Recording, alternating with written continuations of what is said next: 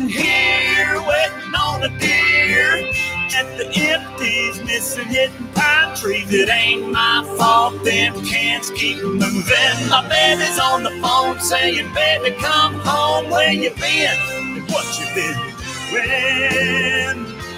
Well, I've been sitting here waiting on a deer, drinking beer, wasting bullets.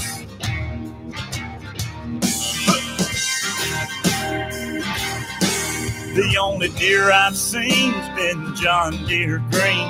And that don't mean that I got a raw deal, 'cause ain't no boss calling me hoss, ticking me off on the edge of this cornfield. On my second box of Winchester 100 grains, ain't seen a big buck, but it's been a good day. Sitting here waiting on the deer, drinking beer and wasting bullets, aiming at the empties, missing hitting pine trees. It ain't my fault, them cans keep moving. My baby's on the phone saying, baby, come home. Where you been and what you been doing? Well, I've been sitting here waiting on a deer, drinking beer and wasting bullets.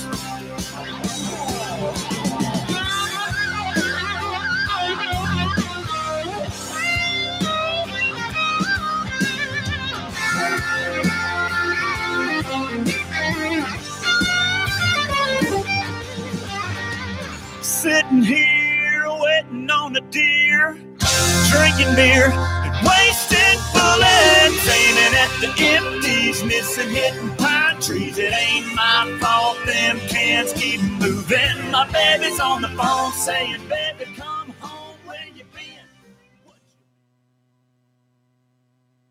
You're listening to Lone Star Community Radio on 104.5 KCZW LP Conroe and 106.1 KZCC LP Conroe, and worldwide on irlonestar.com.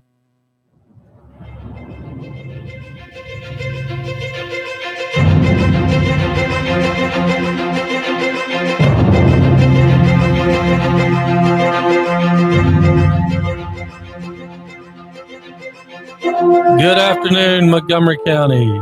My name is Simon Cicada. I'm with Restore Affordable Water. Restore Affordable Water. And we want to talk about water today. We launched Restore Affordable Water in Montgomery County several months ago. We're an organization made up of community leaders and water providers and real estate developers. And our goal is simple. We want to reduce everyone's water bill in Montgomery County. So we're going to be talking about aquifers and your water bills. I know a lot of people have recently gotten their water bill and they're looking at it and they're thinking, what is going on? So that's what we're here to talk about. Recently in the legislature, the law was changed that will allow people in Montgomery County to have a voice on who controls their groundwater for the first time in 18 years. So previously, the Lone Star Groundwater Conservation District has been an appointed board. And thanks to Senator Creighton, Representative Metcalf, in November, you all get to vote for who's going to control your groundwater. It's a real important subject here and an important topic that we've all been dealing with in Montgomery County for a long time. So I want to introduce my co-host. His name is Mike Thornhill. He is a hydrologist, hydrogeologist. I'm not even sure what the difference is. He's a really smart scientist that studies water. That's just the way I understand it. How you doing, Mike? Great, Simon. Good to be with you today. Thank you. Thank you. Thank you for being here. So I think I want to start off with Restore Affordable Water's biggest concern, I think, is the aquifer. There's a legal issue behind who gets to pump groundwater and who doesn't get to pump groundwater and who gets to control it. And it's kind of a very messy issue. But I always like to start off with kind of what's the status of our groundwater in Montgomery County? We've heard for years we are running out of water. The Lone Star Groundwater Conservation District and the San Jacinto River Authority together have really scared a lot of people, saying we're going to run out of groundwater. If we don't stop pumping, we're going to run out. And so I think as a responsible person in Montgomery County, we want to know, is that true? Are we almost about to run out of groundwater? What happens if we keep pumping? So give me your background. Kind of tell me a little bit about yourself and your history. Sure. Well, I call myself a hydrogeologist, and because I studied geology in college and specialized in the movement of water fluids through rock. So hydrogeology is my specialty. I have a consulting firm in Round Rock, Texas. I've practiced in Texas since 1989. So what we've focused on in my practice, water supplies primarily. In fact, you have a bottle of water in front of you that's my work. And so Ozarka, you bet. Right. So we've helped develop water supplies all over the state of Texas and other states. For my company's been open for 20 years, and so we study aquifers everywhere. Just the study of aquifers and water flow and everything related to, is it just groundwater or surface water? Or well, I'm a groundwater specialist, but there are places where pumping of groundwater can affect the flows of surface water, particularly springs. Everybody's familiar with San Marcos Springs and Comal Springs that issue from the Edwards Aquifer, or Barton Springs, or some of the other springs like that. So we're familiar with how they interact. Okay. Okay. And so what we want to know at Restore Affordable Water, we want to understand our aquifers a little bit. How much water is in our aquifers? What's the level of water in our aquifer? Or does it matter? Or what about the water level in wells? We've heard stories for years that the water level in water wells have been declining. Does that matter? Do we care? What are our options? Lone Star Groundwater and the San Jacinto River Authority together decided they were going to limit our groundwater pumpage in Montgomery County to 64,000 acre feet a year. Well, most people don't know how much water that is, and honestly, it's hard to keep that in perspective. People don't measure water from an acre feet standpoint. So tell me, how much water do we have in our aquifer? Well, according to the state of Texas and the modeling done by the USGS that the Water Development Board has adopted as the official model, there's about 180 million acre feet of water in storage just in Montgomery County in the 3 layers of the Gulf Coast aquifer. So when we think about, I know you and I use a lot of acronyms, right? We know this issue pretty well. You know a lot more than I do. And so for the public out there, when we talk about the USGS, who are they? I'm sorry, it's the United States Geological Survey. So a federal institution is saying we have 180 million acre feet of water underneath us in Montgomery County. That's correct. So they did an independent study. And yes, they performed a groundwater flow model, which it accounts for the water flowing into the aquifer, the water flowing out of the aquifer, and the water stored in the aquifer. Okay. So, and this isn't this study wasn't done by people who, I'm going to say, have a dog in the fight in Montgomery County. This is an independent agency who's just taken a measurement. That's correct. They've taken measurements, but again, this is a flow model. And so it's kind of a calculation, a volumetric calculation. But also the Water Development Board, the Texas Water Development Board, has done peer review on that model, and they've agreed with those findings. Okay. So we have a federal institution that did some work, and we had the Texas Water Development Board who went and reviewed that work, and both the federal and the state agencies have said 180 million acre feet. Yes, and it may be, it's not precisely 180 million acre feet, but it's just it's a whole lot of water in storage. Whole lot of water. And so when we think about 64,000 acre feet, our pumping limit is 64,000 acre feet a year. We have 180 million acre feet of groundwater. I've done the math before, but that is less than 1% of the aquifer. That's correct. Wow.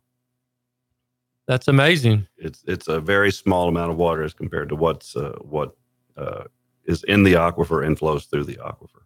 So if we think about it from that standpoint, and the way I understand Lone Star's rules, their rules were designed to only allow for usage of recharge.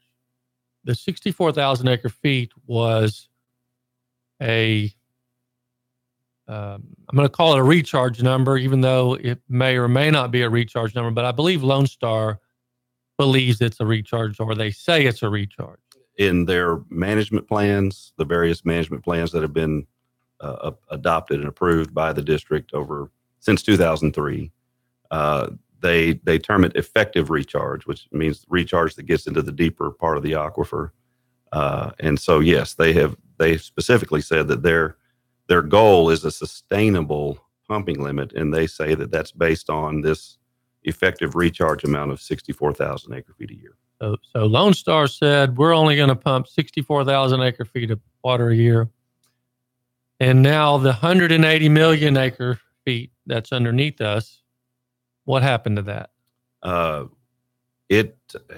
It's still there. I mean, with 100 years of pumping, very small amounts at first. Actually, wells used to flow naturally by artesian pressure with no pumping. With a very small amount of pumping in the early years up until now, the aquifer is still essentially 100% full. 100% full. So now we still have the 180 million acre feet of groundwater underneath us. It seems to me like that water is condemned. The government said you can only pump 64,000 acre feet of recharge. Therefore, the water that's in storage is off limits and it's gone, and it is effectively condemned by the aquifer. I've used the term that because of this limit, we've taken that water out of the inventory of the state of Texas water resources. That's amazing. And when I think about all the lakes in Texas, all the surface water lakes in Texas combined, you multiply all of them, that's 38 million acre feet of water, not groundwater, surface water, right, when they're full. Right. So we've effectively said in Montgomery County, I say we, Lone Star Groundwater has said all of the surface water lakes in Texas combined, multiplied times 5, condemned. Correct. By the government. And that's just in one county. I mean, that's the storage just in Montgomery County. And that's just Montgomery County. So what's always interesting to me is when people get a little bit confused and they hear these stories about Lone Star Groundwater and San Jacinto River Authority, and we get our water from City of Conroe or Willis, and it's a very confusing topic. But I think we can safely say that Lone Star Groundwater was the trigger mechanism.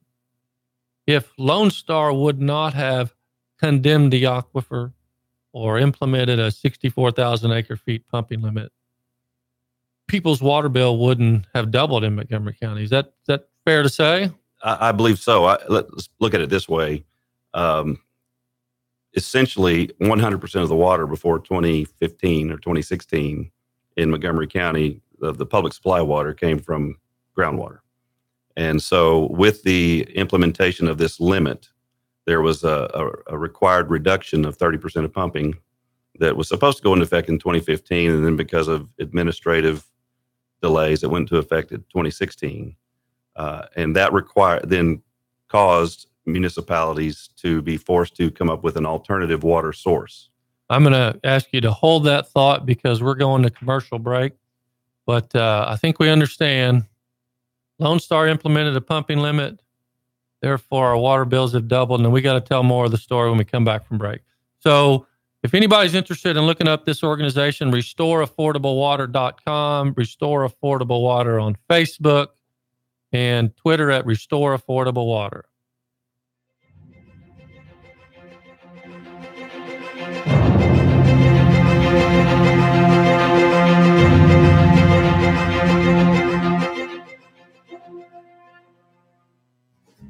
Listen in Mondays at noon to hear Conroe news from local nonprofits, businesses, upcoming events, Conroe Park events, news stories, and information that matters to you with your host, Margie Taylor of Taylorized PR.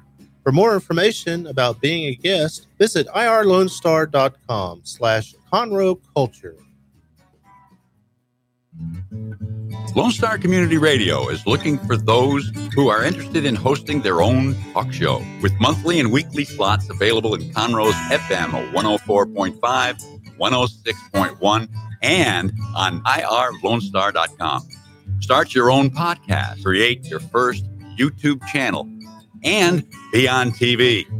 Contact Lone Star Community Radio online at irlonestar.com or call the station message line at 936-647-3776 to take your first step into the radio world.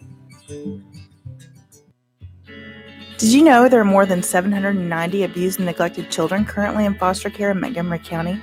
Will you help make a difference? I'm Allie Stevens with Casa Child Advocates of Montgomery County. We train and support volunteers to be the voice of children in the foster care system. Kids are removed from their home because of abuse and neglect, and we need volunteers just like you to advocate for these children. To learn more about becoming an advocate, please visit CasaSpeaksForKids.com. That's CasaSpeaksForKids.com.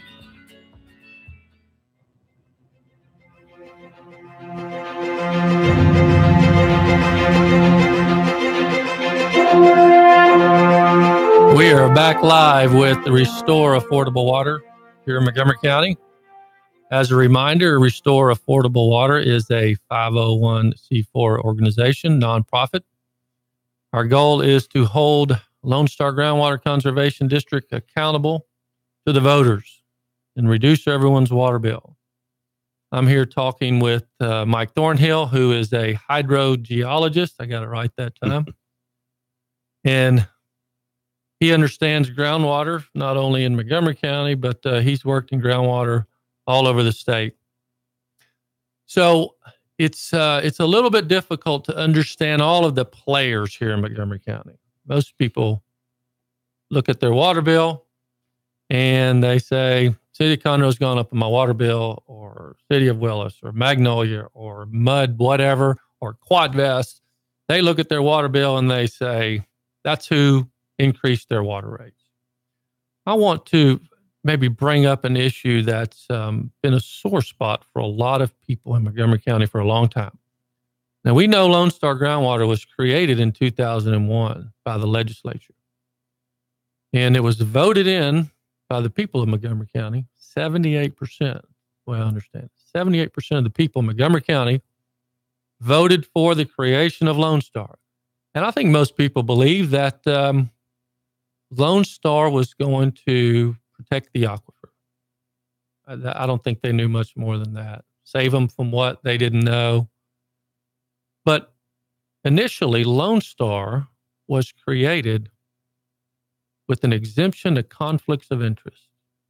And I don't think many people knew that when they voted for it. And this issue came up several years ago. When people started hearing this, wait a minute, this groundwater district is exempt from conflicts of interest, people started asking questions like, why would a groundwater district need to be exempt from conflicts of interest? Why do you think they were exempt? Well, I am not, I wasn't raised in this part of the country, this part of the state, but I'll answer it this way. I do a lot of work across the state in a number of groundwater conservation districts. And this district is quite unique in a lot of ways. One is the population growth in this area is different. Most districts are rural and don't deal with a big groundwater resource underneath a lot of people. Secondly, this board makeup struck me from the beginning, in that the board has a lot of board members that represent water interest utilities, and that's unusual. Again, most districts are rural and don't have that. And then I don't know of another district in Texas that has had a direct impact on the water supplies within their boundaries as this district. Okay. So maybe we're getting to the crux of the issue here. The Lone Star Groundwater Conservation District regulates the groundwater in Montgomery County, only in Montgomery County. They're not a water provider. They don't sell water to anybody. I'm going to say they sell regulation. Probably not a very nice way to put it, but I think that's the way a lot of us see it. But there's another organization called the San Jacinto River Authority. That's the only organization in Montgomery County that owns groundwater and owns surface water. They own a percentage of the lake in percentage of the water. Sorry, the percentage of the water in Lake Conroe. And so it seems to me there was only one organization that had a conflict of interest. So maybe my question should have been not why, but who was exempted from a conflict of interest? And I think we all know the answer to that. The San Jacinto River Authority was deliberately exempted from conflicts of interest. And so I think that when people out there who just want to know why their water bill went up, you have to address the conflicts of interest issue with the San Jacinto River Authority. It seems to me that if someone wasn't out there selling surface water, then we would all still be on groundwater. We would be pumping some of that 180 million acre feet, maybe 0.0001% of it. I don't know. But people's water bill would be, well, whatever they use. So when we look at our water bill these days and we see San Jacinto River Authority fee or Lone Star fee or pass-through fee, that is going towards these two other organizations, correct?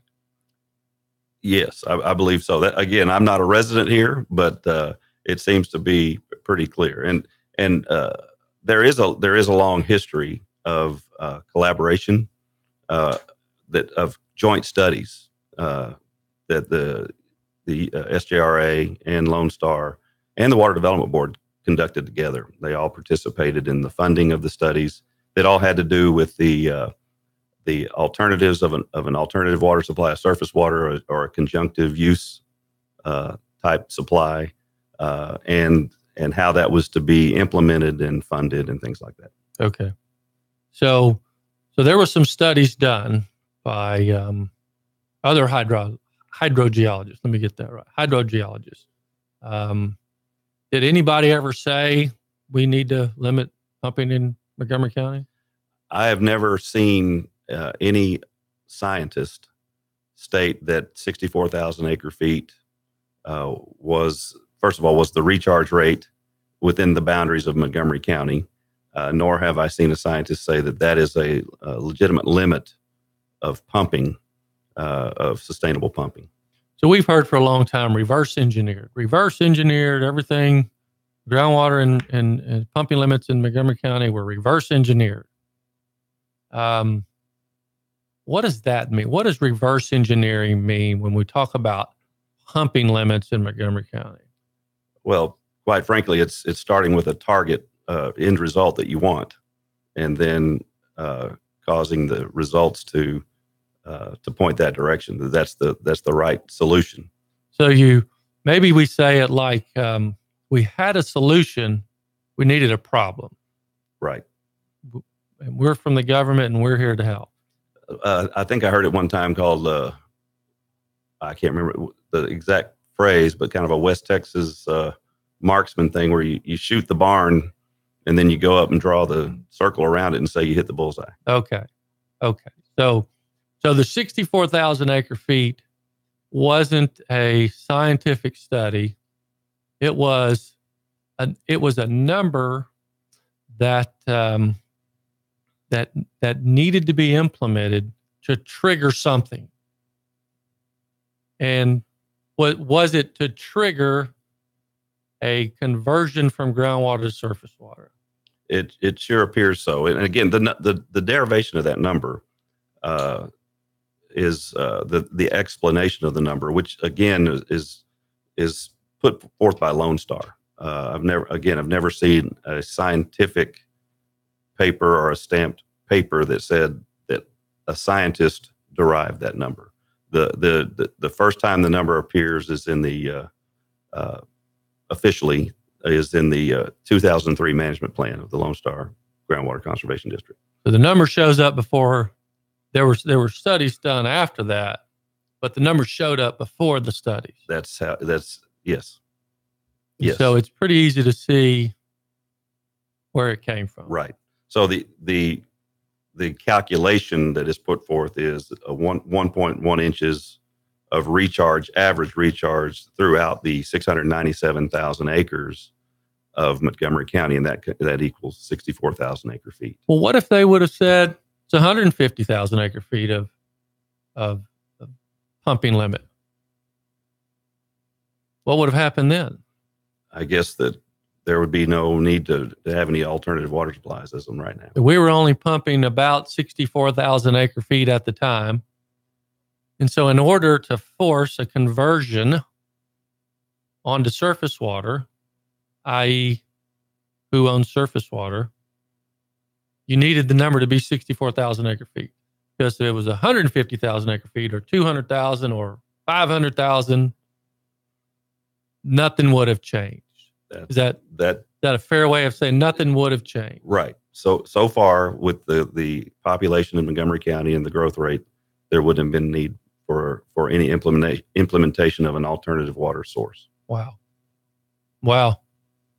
So that's where San Jacinto River Authority comes in. Or maybe they were here all along because there was a bill in 2001 that exempted somebody from conflicts of interest. So maybe they were just an innocent bystander here in all of this, but maybe they were behind reverse engineering and creation of the district from the beginning. So now we've identified a groundwater district who regulates the groundwater, and we've identified a river authority or a regional water provider that provides surface water. We've got a couple players involved in this, and there's still a lot of water providers out there that are we're not doing anything really. We're just selling groundwater. They're just pumping water and sending bills to their customer. Nothing's really changed from 2003 and 2005. Lone Star and SJRA say we're going to limit the groundwater pumpage to 64,000 acre feet. So Lone Star is the only one that can limit the pumping. Okay. And so Lone Star said so. Yes. So Lone Star limits the pumpage. What is the city of Conroe supposed to do if their pumping is limited to 64,000 acre feet or a percentage of that? What is Conroe supposed to do? Well, according to the rules, there are ways to deal with that. One's called a groundwater reduction plan, where you join with somebody to figure out where to go get an alternative source or alternative supply to limit your pumping, but still get other sources of water. And so some communities have looked to a deeper aquifer called the Catahoula, which is unregulated right now, essentially.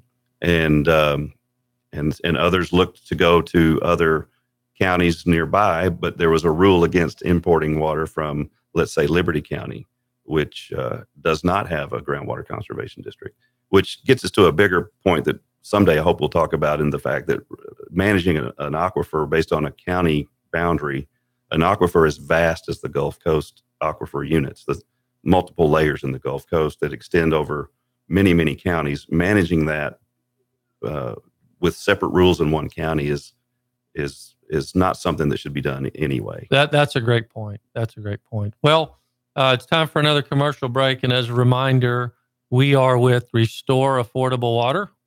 You can go to our website, Restore Affordable Water, or our Facebook page, Restore Affordable Water. We want to hear from you. We want to hear about all the challenges with your water bills in Montgomery County. We will be right back.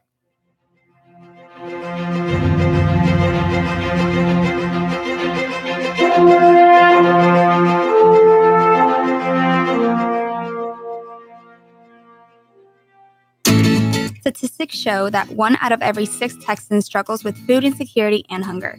And many people don't eat enough fruits and vegetables every day. The Better Living for Texans program is here to help you learn how to make healthy menu choices, save money at the grocery store, prepare quick and delicious meals, get more good nutrition in your day, and get more physical activity. Classes are fun, friendly, interactive, and free, and taught in English and Spanish. We are Texas A&M AgriLife Extension, helping Texans make their lives better. A Lone Star Community Radio is Montgomery County's radio station with talk, music, weather, and traffic for Montgomery County. Have a question or comment about one of our shows? Want to know how to reach a host? Just contact the station at irlonestar.com or call in and leave a message at 936-647-3776. Get involved with your community with Lone Star Community Radio. Hey guys, this is Connor. This is Dick. This is Chris. And we're with the Ticket Stub Podcast every Thursday live at noon on 104.5 and 106.1 FM in the Conroe area. Also, anytime at irlonestar.com. You go to irlonestar.com/TTS. You can find all of our social media. And don't forget, we give away 2 tickets to the Grand Theater on every show. If you like movies and you like complaining or celebrating anything that has to do with the silver screen, check out the Ticket Stub Podcast and join us every Thursday at noon o'clock on Lone Star Community Radio.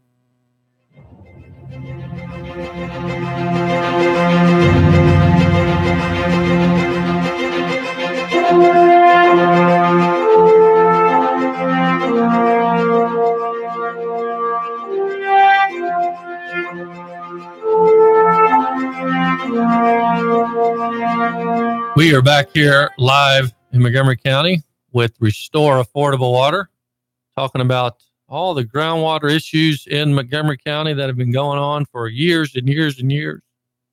We've talked a little bit about Lone Star Groundwater Conservation District and their role in people's water bills doubling. We're talking a little bit about San Jacinto River Authority's role, and we were talking about what are the water providers supposed to do? You know, we've said, okay, Lone Star implemented some pumping limits in Montgomery County, and they basically said you're going to stop pumping groundwater. And maybe coincidentally or not so coincidentally, there was an organization out there that had a surface water plan in place, contracts ready to sign, and that was the San Jacinto River Authority. And so most water providers, I'm going to say 90-something% of the water providers, didn't have a choice. You know, Magnolia can't build a lake. I don't think they can build Lake Magnolia. And I've heard this said, all the water providers had a gun to their head. And the gun was a Lone Star. Lone Star had a rule that said, if you don't reduce your pumpage by 30%, then we're going to fine you $10,000 per day per violation. Is that true? Is that a fair way to say that? Yeah, that I don't exactly remember when that ability came to districts, but that was kind of a common fine that the TCEQ often had at their disposal for environmental violators. And so at some point in time, the legislature, I think, enabled groundwater conservation districts to utilize the same type of fine. Wow. Well, and I can tell you that I'm sure that scared a lot of people. It'd scare me. $10,000 per day per violation probably adds up pretty quick, and puts a lot of water providers out of business or in bankruptcy, and probably turns them into a ward of the state, I suppose. I guess the state could have stepped in and taken over all these water providers that refused, but as it turns out, that's not what happened. Water providers who didn't have a choice were forced to sign this contract with the San Jacinto River Authority. Yeah. Ironically, this groundwater reduction plan, not specifically the San Jacinto River authorities, but the whole idea of alternative water sources being required is how I began to get busier in Montgomery County. Our first clients were looking at drilling deep Catahoula wells as their alternative water source to help them comply with the reduction of pumping from the Gulf Coast aquifer layers. And in Montgomery County, the two layers that are primarily the Evangeline, which is the middle layer, and then the Jasper, which is the lower layer in the Gulf Coast. So I want to make sure I paint this picture the right way. So there was a 64,000 acre feet pumping limit in the Gulf Coast aquifer, but somehow the Catahoula has escaped that regulation. Yes. How did the Catahoula get missed? That's a long story, probably. The Give me the Reader's Digest version. Well, the Catahoula is in some circles considered part of the Gulf Coast aquifer, and some it's not. And so it's certainly geologically different than particularly the Evangeline and the Chicote layers, and it's deeper and it's separated.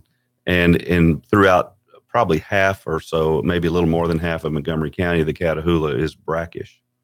And so, and it's actually called the Catahoula restricted aquifer. And it actually geologically is not just the Catahoula sands, but also includes a lower part of the Jasper that makes up that aquifer. So in some places in Montgomery County, primarily to the north, there was at least an opportunity to get into the Catahoula. They didn't know that it was going to be drinkable.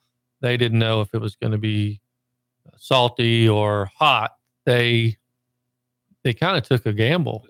Some of these utilities, a half a dozen or so, decided, you know what, we've got an option. They made a mistake. They forgot. They didn't regulate the Catahoula. So several utilities went out and drilled Catahoula wells. That's right. Several around the lake, Willis, and some others have, the city of Conroe. Some others have drilled Catahoula wells, and some of them are really pretty good quality. Some of them are marginal, but it's good enough to blend. Some have looked and why didn't everybody else do that? Well, and as you go further to the south and east, it gets saltier and saltier. So they didn't have the option. It was just the underground formation of the aquifer is salty in one area and not salty in another. That's correct. So for those people who didn't find themselves I'm going to call it the sweet spot of the Catahoula, what were their options? They couldn't import water from an adjacent county, correct? That's correct. Not from the Gulf Coast aquifer, right? Because Lone Star prevented the importing of groundwater into Montgomery County. Yes. And so you can't bring it in. You can't get into the deeper aquifer. You can't pump the current aquifer. What are the choices? Right. So several of our clients at that time still looked at the Catahoula and did economic analyses on whether they could desalt the Catahoula water, and if that would be economically viable with their systems. And then, of course, the other primary alternative was surface water project put forth by SJRA. So if you didn't have another option, if I remember right, it must be 150 or 180 different utilities they kind of capitulated, I guess. They, for lack of a better term, they said $10,000 per day per violation, go out of business, or I guess we have to sign the contract. I think that's right. I think that's probably it's truly the gun to the head. You're going to pay now, or we're going to put you out of business. And that's how people's water bill. Basically, that's it. That's how people's water bill in Montgomery County is doubled, because Lone Star passed the rules and drove everyone into SJRA's hands. Kind of is that a good way to put it?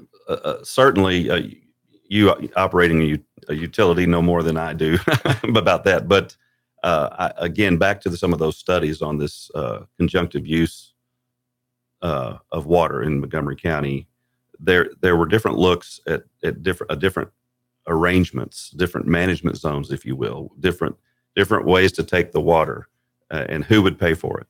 And so ultimately, I think they decided to just make all of Montgomery County into one management zone.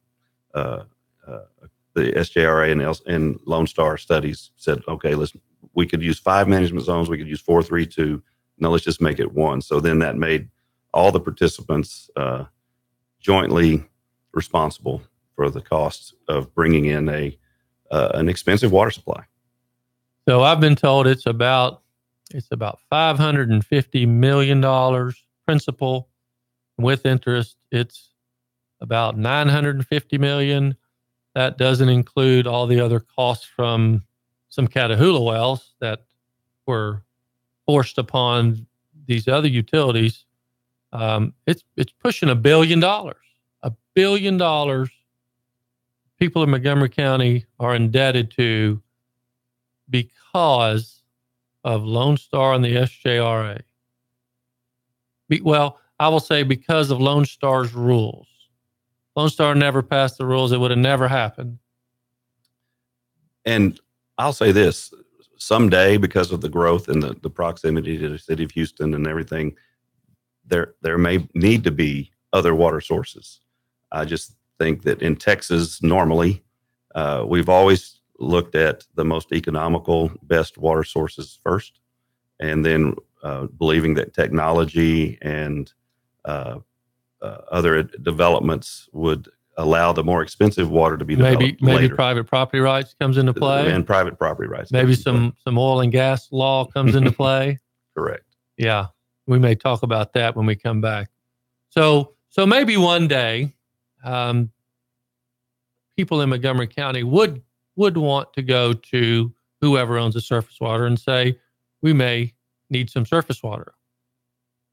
But with the 180 million acre feet underneath us, how long do you think that would be? Yeah, I don't know, but I think 10 years? Longer. 50? Maybe. Okay. That's I've always thought at least 30. Okay. And there are some issues in the southern part of the county that people are worried about with water levels and well yields declining a little bit.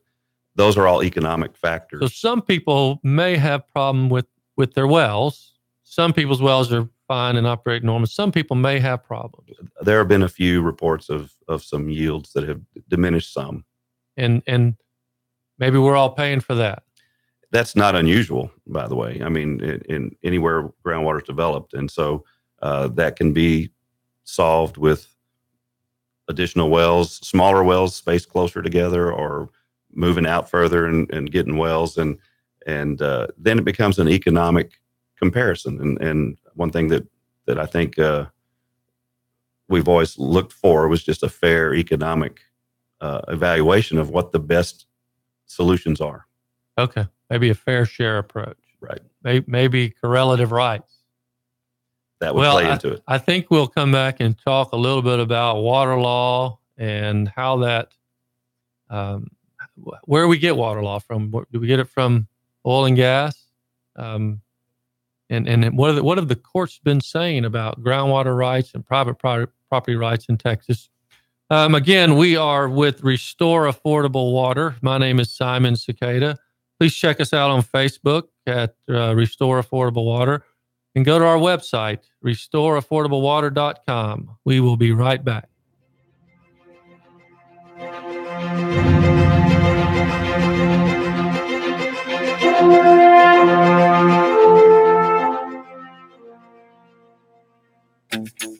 Path to the Plate is a research-based education program that helps consumers understand how their food choices impact their health by making the connection to agriculture, learning about how food is grown and produced, and how consumers can make better food choices for themselves and their families. Path to the Plate is all about dispelling myths and misconceptions. Find out more online at pathtotheplate.tamu.edu. We are Texas A&M AgriLife Extension, helping Texans make their lives better.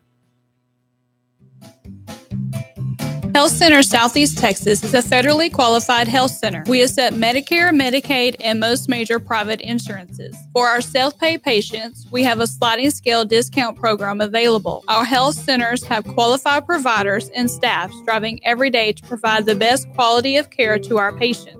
Services offered are family medicine, behavioral health services, telepsychiatry, and pediatrics. We have 4 area locations. Look up the Health Center Southeast Texas online at hcset.com.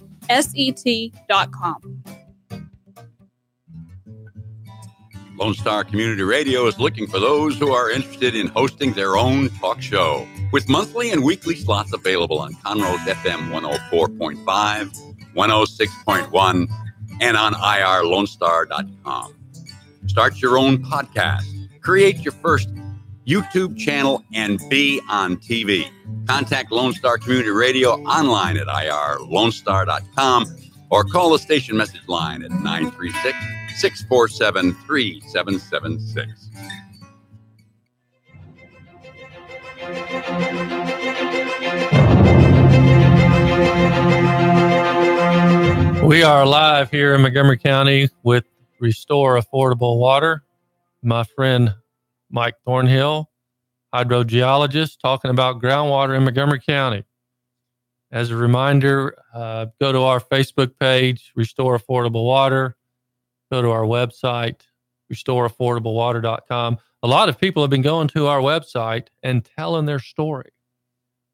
We had somebody recently who went to our website and said, showed their water bill and how it's doubled over the last few years, and they're saying they can't afford to pay for their medicine. They're making economic decisions based on their water bill. That's sad to me. I hear things like that. I see things like that, and I say, that's why we're fighting this fight. That's why Restore Affordable Water was launched. We want to hold Lone Star accountable. We want transparency in government. We want to reduce people's water bills. We've been talking about the aquifer and the good and the bad and the ugly, and it's a complicated issue. And I think we've identified maybe Lone Star Groundwater Conservation District's board as the initial culprit here, although there may have been someone behind the scenes. But we haven't talked about law and private property rights and groundwater rights and maybe recent Supreme Court decisions. And so when we think about groundwater, who owns the groundwater in Texas? Well, the state legislature said with Senate Bill 332, I can't remember if that's 2011 or I think it was 2011, but I'll check the year. It was before a Supreme Court came out that actually validated it even stronger. The legislature said that the landowner owns the property rights in groundwater. Yeah, that's a big deal. If the landowner that owns the land owns the groundwater beneath them, then can a government agency arbitrarily condemn it? And I've spent a little bit of time on this issue. I know you've spent some time on this issue, and we're not lawyers. We may think we are sometimes, but that kind of changed things in Texas. I think historically, groundwater districts thought they could do whatever they wanted. They they implemented rules and regulations, and they got away with it for a long time. And then recently, some cases made their way through the courts, and pretty important findings. It really is. It's a lot of folks used to believe that because of the rule of capture, which is part of our water law. Now explain that kind of in layman's terms. The rule of capture is that because you own the groundwater, you have the right to produce it and produce as much as you can use beneficially without wasting. And there are a few limitations on that. And the limitations are that you can't hurt your neighbor on purpose, or you can't negligently cause subsidence. So you can use your private property as long as you're not wasting it, and as long as you're not damaging your neighbor. Right. Okay. And your neighbor's defense, if you will, is to use his own. So we call it a fair opportunity to produce your fair share. And I've heard this called the right of offset. And so if I'm pumping water, so me and you are neighbors, and we both have wells, and your well goes dry. We're in the same sand and the same aquifer, and your well goes dry. It's my understanding that you don't get to sue me for taking your groundwater. Your right to offset is, well, you get to drill another well or deeper well, or it's your water. You get to do it whatever you want. You can't step over the line here and say, hey, you have to stop. Right. Okay. Yeah. The rule of capture is a non-liability clause. Right. So when we think about some of these recent cases, like maybe the Day case, the Edwards Aquifer versus Day, what were some of the big points coming out of Day? I think primarily is that it just reestablished that the landowner owns the groundwater in place beneath his property. Okay. One of the pieces from the Day decision that I always like to refer to is it says that groundwater is guaranteed by Article 1, Section 17A of the Texas Constitution. The court said that groundwater is private property and it's protected by the Constitution. So I don't think people in Texas, we don't disagree that the government can take our private property, right? They can widen the highway. They can. There's certain kind of zoning rules. There's things that the government can do to say public use, maybe. Right. They can condemn property, but they have to pay market value. Okay, so they have to pay for it. Mm-hmm. They have. So if that 180 million acre feet that we've been talking about, that was condemned by the government, they should pay for it. Yes, I believe so. So the landowners in Montgomery County, if you own land in Montgomery County, and now that private property underneath your land is gone, that groundwater, I don't care if it's an acre or 100 acres or 1,000 acres, it's gone. Essentially, you can't use it. And that's a takings. Is that right? I believe that, yes, I believe it's a takings. Yeah. I think you're right. I think that I don't know how anybody can argue differently. That when the government steps in, right or wrong, I personally believe it's wrong, but right or wrong, and they take it, they have to write you a check or give it back. I believe they need to treat everybody fairly and impartially, and it can't be, like you said earlier, it can't be arbitrary. Fair share. Right. Fair treatment. Well, I think time is up. Great discussion. I look forward to doing this again with you soon. I enjoyed it. As a reminder, we are Restore Affordable Water. There's an election coming up in November where the people of Montgomery County get to take back their groundwater for the first time in 20 years. Look forward to seeing you next month on Live at Restore Affordable Water.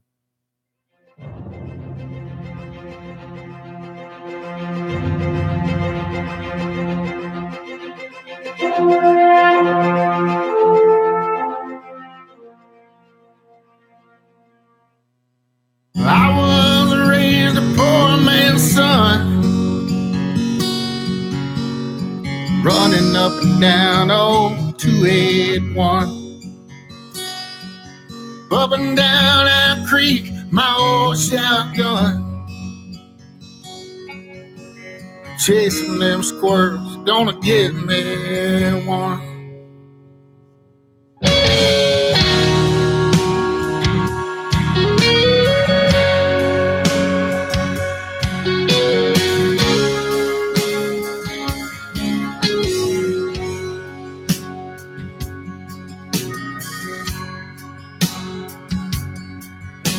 Mama was good, yes, she raised me right. Church on Sunday morning and night. Daddy worked a job on the government land for 31 years.